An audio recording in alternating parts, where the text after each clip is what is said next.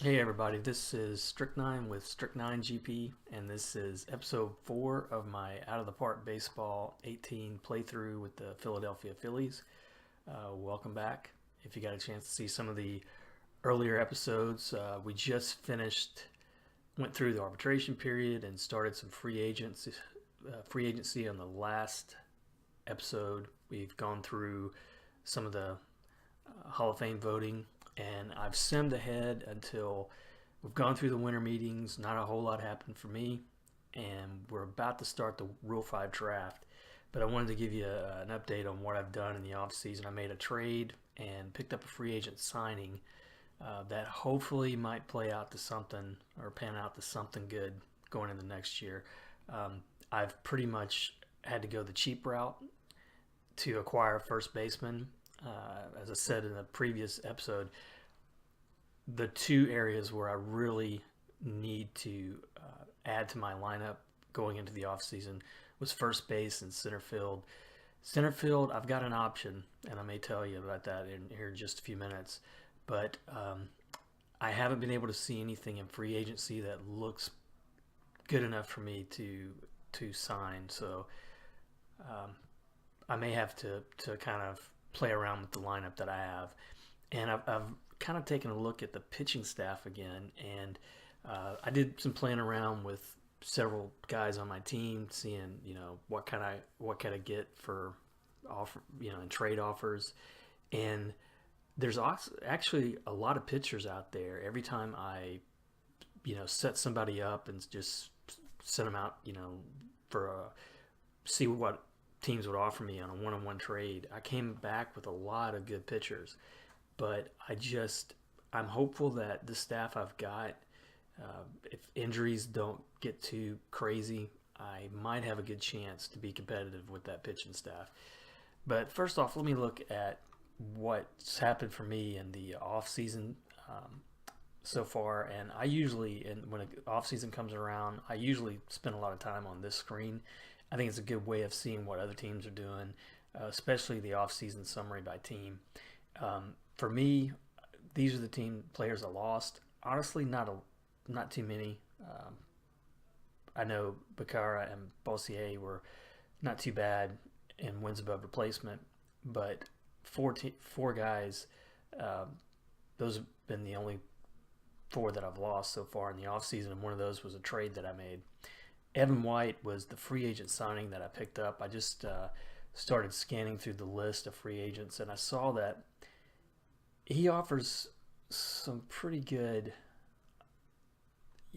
ratings overall. He's a good defensive first baseman, and he bats right, which my lineup has been kind of lefty heavy, and I got him for just 1.1 million. I signed him for 1 year. He's been pretty consistent in terms of starting. He hasn't been injured too much over the last few years.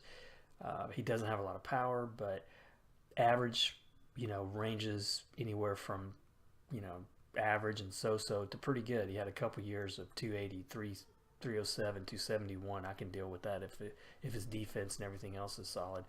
So I thought he was a good pickup for the money. And then I gambled on this. Let me go back to my team. I gambled on another trade for a first baseman. I traded with Atlanta, which I didn't really want to trade within the division, but I thought his ratings were pretty good, 2.5 overall with a 3.5 star potential from my scout, and he's rated 3 overall, 3.5 potential with OSA. His contact is good, got great power. Defense is so-so, but 9 at first base, I can live with that. First base is probably the only position in the roster where I can sacrifice a little bit in terms of defense. So I thought he was a gamble worth taking, and I got him for really a guy that I was not even gonna. He was probably not even gonna make my roster next year, even though he had a few good years in the minors. His center field rating is pretty low, which is what I need. I don't really need any corner outfielders, and he's a 1 star overall, both from my scout and OSA. I doubt he's going to make it into the starting lineup. So to me, I think the guy I got from Atlanta, Sluzarek, he has potential, I think, to make it into the starting lineup. One of the things I was looking at as just the news feed came by, I was looking at all the teams that were making some signings. One team that has been very active has been San Francisco. It doesn't look like it in terms of their wins above replacement.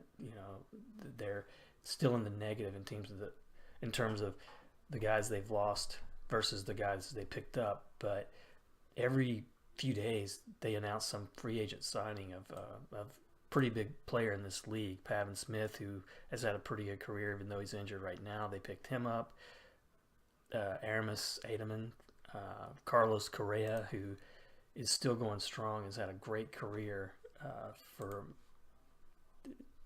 played most of the time with Houston, then went to Texas the last few years. He's been solid throughout. He's got a good chance, I think, finishing with 500 home runs, and really who knows how far he's going to go. He's still rated pretty high and doesn't get injured that much. So San Francisco is going to be an interesting team, I think, to watch going into next year if some of this plays out. Another good thing I'm liking so far trend-wise is Atlanta. They are really in the hole so far in this offseason. They've only picked up one guy through free agency and then the outfielder that I gave him, who I really can't imagine him making it to the starting lineup for them. But this free agent first baseman they picked up for about the same that I gave for the guy I signed, just a little bit over $1 million. I'm not seeing anything special with him, so he might be platoon, or they may be in the same shape that I'm in. And when it comes to, they just need anybody they can start at first base. I don't think that I've made any other moves so far, or I don't really have anything planned right now until after I go through the Rule 5 draft. So I'm going to go ahead and take a look at what's available and see if we might get lucky. I'm not going to be drafted too high. I'm picking 15th in the draft, but gosh, I hope that I get lucky and find somebody here. I think if I find maybe a highly rated reliever or a highly rated outfielder, those are the two things that I'm probably looking for. So I'll go ahead and go through until my next pick, and let's see if there's anybody out here showing up. Ooh, first right off the bat, Sergio Ramirez, good corner outfielder, good defensive ratings.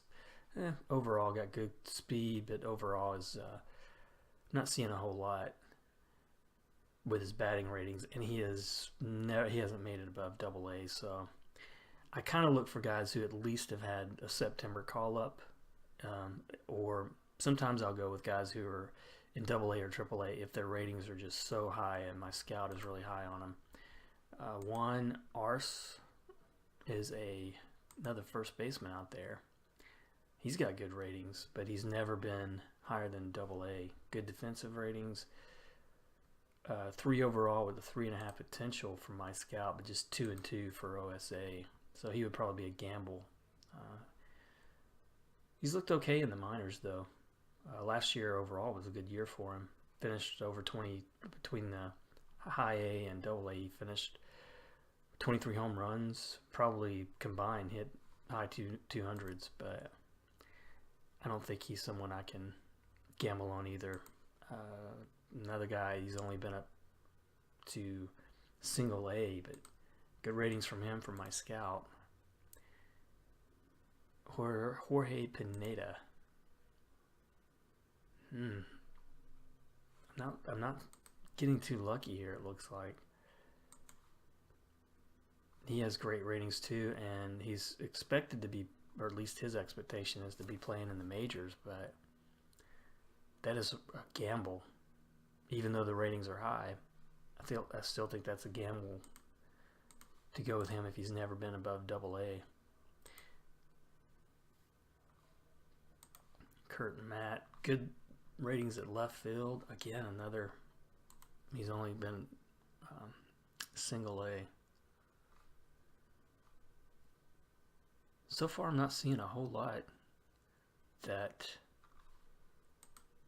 makes me want to take a gamble. Of course, with the Rule 5 draft, if you are aware of the rules there, any guy that you pick has to be on your starting lineup. And I believe if you do get rid of him, then the team that you picked him up from they will have the first option. I think that's how the rules are. If anybody listening wants to clear that up, if I was off a little bit, but whoever you draft, I mean, you can't put them in your minor, your farm system is basically how it plays out. You're going to have to put them in your majors, either on your active roster. I don't even think you can keep them on your secondary. It has to be, they have to be on your active roster. So this just, it's not what I was hoping to see. I was really hoping that I would get someone through here who had a good chance to start. And I'm seeing some guys who have some good ratings, but not enough experience. I would at least like to see somebody who maybe made it to AAA. Looking back through the list of what we've gone over, though, Pineda might be the only one who's intriguing me a little bit. And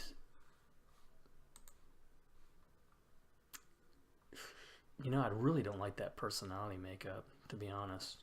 I don't know how that would play into what kind of teammate he would be, but direct, forceful, and blunt, that almost seems like that could be a problem. So it looks like it's back to the drawing board. And now I'm looking at, let me go ahead and just finish because I'm not gonna pick up anybody. And one of the things that looks like I didn't lose anybody either. One of the things I was worried about is when I went through the pool before I started the sim, I saw a lot of my guys in high A and maybe one or two in double A who had some good ratings. Kind of the same situation here where if a team wanted to take a gamble and put them on that roster and see if they would stick. So I was a little bit afraid that I was going to lose a couple, 2 or 3 prospects through the draft, but it doesn't look like that's going to happen. So now we're back to having to kind of settle with the roster I have unless I can pick up, somehow find another outfielder. And the option that I was discussing with myself before I started the sim in terms of like the center field problem, I got 2 options basically. One, Elman, not rated very highly, but I think his ratings are good. His potential and overall ratings aren't that great, but he had a good year for me last year. That was pretty solid, I think. 265, 21 homers, 86 RBIs, and he's a good left fielder. So Quentin Holmes, who offensively he has good speed, his contact, and against lefties he's pretty good, but his contact is so-so. He's not going to be the leadoff player that Bacaro was for me. But he has a pretty good rating at center field and good defensive ratings overall. I think I might be able to push him over to center and then use Ailman in left, even though he's rated as a center fielder. He's stronger, I think, on the corners. And then, or it's possible, with his defensive ratings overall, I could go with him in center too and just see how that plays out. Vargas is a guy who he's probably ready to platoon, be a bench player in the majors. He's got a pretty good rating at center field defensively, got great speed, but he's going to have to improve on these batting ratings. It looks like he might be trending up. He's only 22. He was a first-round supplemental draft pick for me. I like his potential ratings here, and OSA has him already doing pretty well. So it's kind of, it's hard to tell which one of these is going to be the truer. Is it going to be my scout or is it going to be OSA? But I think he's at least got a good chance to platoon in center and really be a backup outfielder for me. So that's probably what I'm going to have to go for going into the next year, at least going into spring training. I don't really have too many players in the minors. The one that I got traded, the outfielder I did trade to Atlanta at the very best for me, I think he probably could have been somebody I could have called up if I was having injury problems. So I don't even have that really. I've got a lot of one-star players in the minors that are in AAA that probably aren't going to contribute when you get past Poe and Barge. And I don't really have much coming up in AA. So a few guys I think in single A and especially low single A that if they develop are going to, I think, could potentially be some good players, at least some starters for me. But I don't really have anything in the minors when it comes to that outfield. And free agency is still such a crapshoot. Did I finish? Let me look at the free agents first, and then I'll go back and see if I finished that draft. If I'm looking at all outfielders, it's still pretty bare. I mean, there's David Dahl, who I mentioned in a previous episode, I think. I like his ratings and I like the career that he's had, but he's wrecked, and I doubt very highly that he's going to be able to play even half a season. Would be a gamble. He's had a few years throughout his career when he didn't even get to play, but maybe a half season was all he got to play. And some of the other guys are just Max Kepler. Defensively, I don't think he's solid enough for me to gamble on right now. So it's really looking pretty slim. I think Anthony Alford was somebody that I had on my team last year for a while, and he's really stunk up the place. He strikes out a lot. His contact ratings are very low. Good defender, good speed. And throughout his career, he had a few good years with Kansas City, power-wise, productivity-wise, but strikes out too much. And I don't think he's a starter. So that leaves me probably simming ahead now and seeing what we can come up with in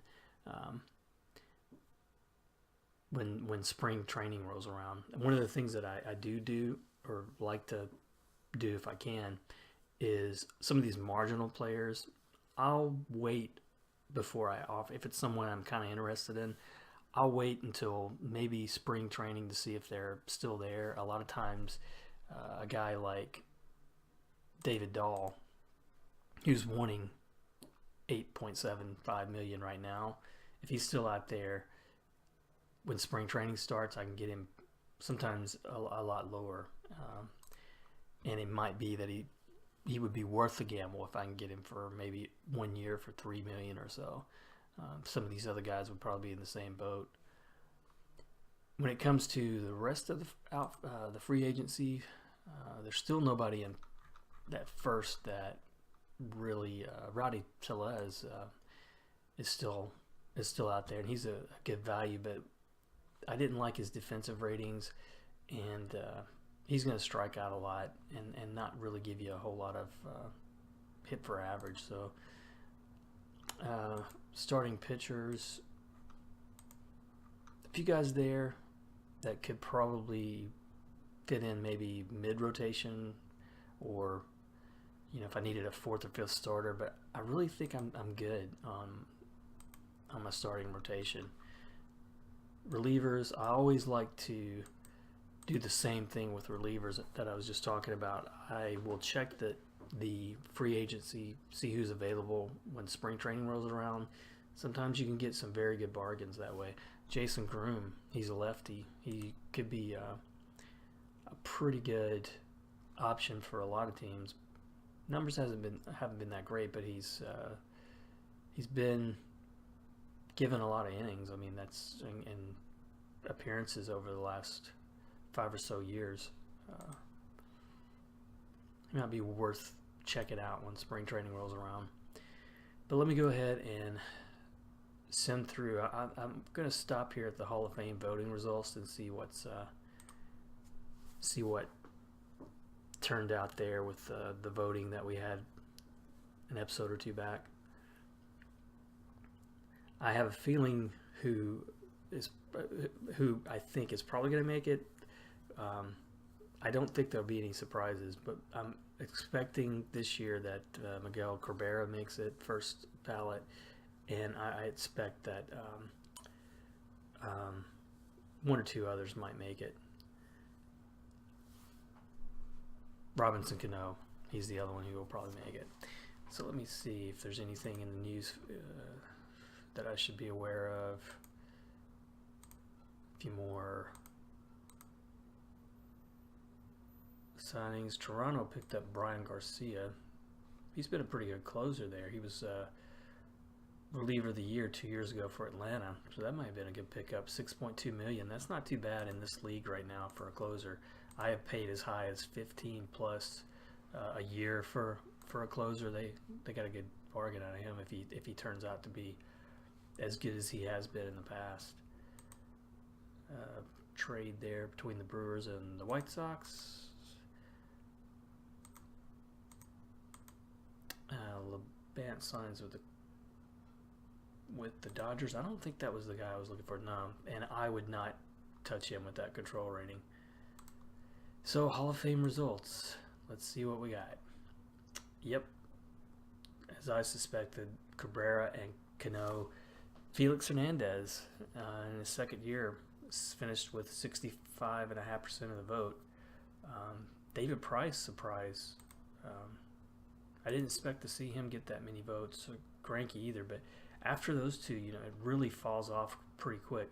And there's where Votto finished in his first year. I really don't think he's going to make it in this playthrough. He'll have to come up quite a bit. Or depends on, too, who's going to be coming available to vote for in the next 2 or 3 seasons. He might drop off pretty easily. Jimmy Rollins, he got, I believe, the same amount of votes this year as he did last year, so he's not going to make it. And Abreu, it's really disappointing. I don't think he's going to make it either. I can't convince him. And he drops off next year. So he's not going to make Miguel Tejada, he dropped off. Lance Berkman dropped. Andy Pettitte, he dropped. Andy Pettitte had some great win numbers for New York for all those years, but I just don't think he's going to see the Hall. Scherzer didn't get many votes. Michael Young dropped off, and you could argue that Michael Young had a pretty decent career. This is all before he had retired, before I even started simming. Career 300 hitter, 2,300 hits. For a while there with Texas, he was probably their best overall hitter. It was really solid, but he just didn't put up the numbers overall to make it to the Hall of Fame. Michael Young, Russell Martin, Yadier Molina, Carlos Carrasco, Andrew McCutchen, Houston Street. Those were the other guys who got dropped off the ballot this year. McCutchen, I don't think I looked at him in the episode where I was going over the voting. He did not really keep it going. 2017 was an okay year for me. That was the first year that I simmed in this playthrough. He looked like he had some injuries, but it wasn't too bad. I mean, that's typically the kind of numbers that he would put up.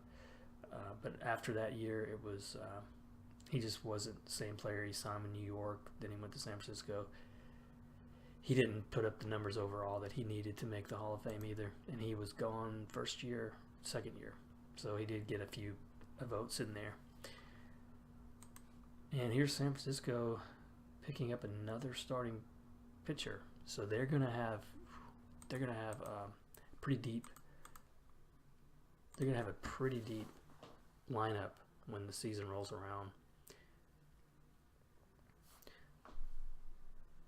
So we're gonna look at a couple other things, and then I'll probably end this episode by, when we get to that preseason period, and see what's available in free agency. Edwin Diaz, who's been one of the better closers in this playthrough, he's still 5-star. That was a good pickup for the Mets. Mets are in my division, so they could be trouble if they make too many more signings like that. I think he's got a good chance of going to the Hall of Fame. for my playthrough. He's 4-time reliever of the year. He's already at 389 saves. He'll probably improve that if he keeps those ratings and doesn't get injured. He might get close to 500 saves for his career. Another closer, 44 million. That's kind of where the top closers are landing in this league. About $15 million a year. He was 14.9, and they signed him for 3 years. He's a good player. He hasn't really won any awards, but I've noticed he's had a few good seasons in the league. He might be a decent closer. And Altuve is still out there. He's a 2-star player right now. He just signed with the Marlins. Last year he was with Atlanta and the Dodgers. His career hasn't really kept up the pace that he was on the first 5, 6, 7 years that he was in the league. He started dropping a little bit around age of 22 and probably dropped as soon as he was traded or as soon as he left Houston. He signed with the Yankees and hasn't really had a season like he had at Houston, but I don't know. I think he's got a chance to make the Hall of Fame, in my opinion. He's still hitting 300 for his career. Still up there in stolen bases. He's over 1,000 RBIs, 200 home runs, 2,500 hits. I don't know. Depends on how long he plays. If he can get another 2 or 3 years, he's going to come close to maybe 3,000. I would say probably he'll fall a little bit short of that in this playthrough. But we'll see. He might have a good chance, I think, of making the Hall of Fame. And I'm not seeing any other big signings through here. And now my financial update from David Montgomery. I got a little bit more money, but that doesn't probably help me out right now. Jorge Mendoza was one of the international free agents, so he went with Milwaukee. Even though he was listed as fragile, they gave him a pretty decent contract. It's weighted a little bit on the back end. He could be a good pickup, though, if he develops into... OSA is giving him a 4.5-star potential. If he develops that high, he's going to be a pretty good starter in this league. So now, looking back at free agents, is there anybody left?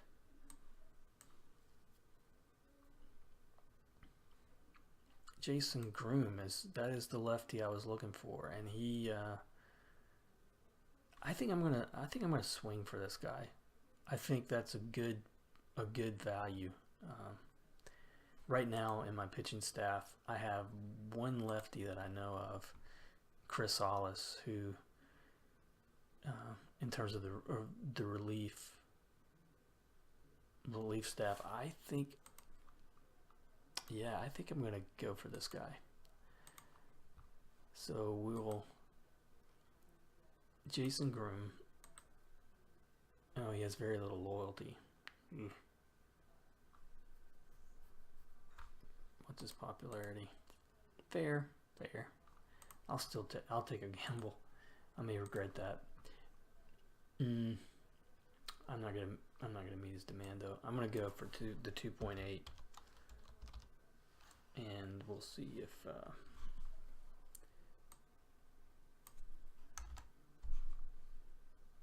And I'll go for 2 years. He's still just 29. I'll go 2 years with him. Let's see what he says here. No, he's really wanting that 3.3. Well, now I'm just kind of over him, because that's going to turn out to be $1 million higher than I thought he was going to go. Let's see what else we got. Phil Patton. Another good bullpen guy. Phew, he said.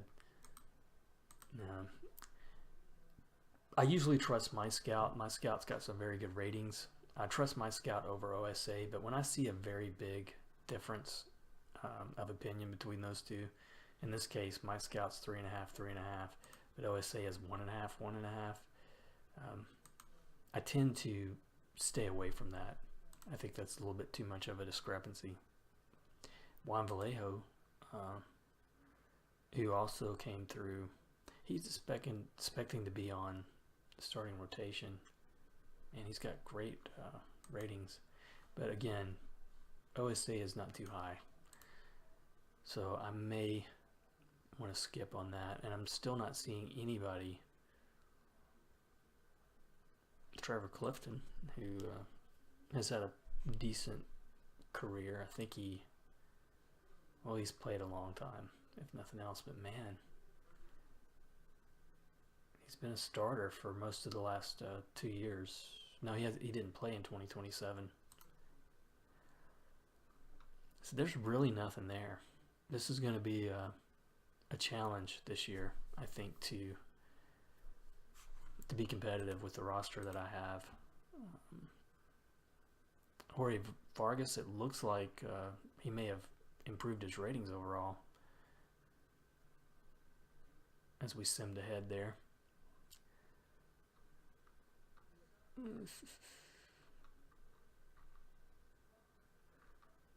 So everybody's looking about, though, where they were when we left before I think winter meetings is the last time I was scrolling through and looking at the overall ratings for my team. Barge is looking good. Poe might have a chance at a starting or platoon role this year for me if either of these guys don't pan out. But next step is going to be getting to spring training and setting up my lineups and seeing what kind of team we can put on the field, and hopefully it'll be competitive. But if I look at the offseason center right now, summary by team, we're pretty low. We didn't do much at all. Atlanta, though, they're still struggling, and Miami's still struggling. So could be a little bit more competitive in the division this year.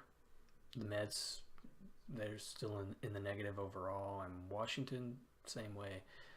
So no team in this American League or National League East did a whole lot in free agency or trading or anything else over the offseason. So that might be something that saves me. It'll probably have to save me, because I would think I'm about one more losing season away from losing my job here with the Phillies. But I'm going to wrap it up here, and we'll take a look next time, go to spring training, set up the lineup, sim ahead maybe, and see who's going to make the cut, and see if we can get through the spring training without any major injuries too. That's always something you want to hold your breath for.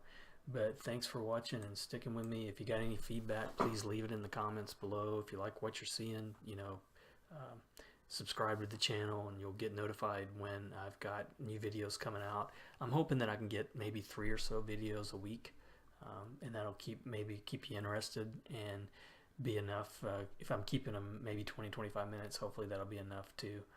So I'm not overloading you with OOTP Phillies. But thanks for watching. Have a good night, and I'll see you the next episode.